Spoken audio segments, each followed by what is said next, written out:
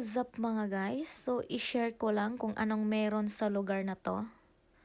So, ditong banda pala ay nagbigay ako ng 5,000 yen na ayuda sa Japan. Ayan, dumaan pa yung boss ko. Dahil sa red na karitula na yan, ay hindi ako nag-stop. Ayan, yung red na yan, yung tumari, ay hindi ako nag-stop. Kaya, nagbayad ako ng 5,000 yen. So, ngayon dito tayo sa Yubin Kyuku. Dito tayo sa, anong tawag ba dito? Yubin, basta Yubin.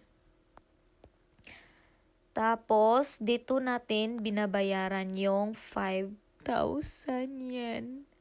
Ang sakit sa dibdib. Isang segundo lang ay nagbayad na ako ng 5,000 yen. So, sa lahat ng mga may sasakyan dito sa Japan ay dobling ingat po kayo. Dahil baka magaya kayo sa akin, ay nagbigay ako ng ayuda sa Japan. Dahil wala akong natanggap na ayuda na sa lapad, ay ako na ang magbigay ng ayuda. Puting ilaw na yan. So, ayan, binabayaran ko ng 5,000 yen.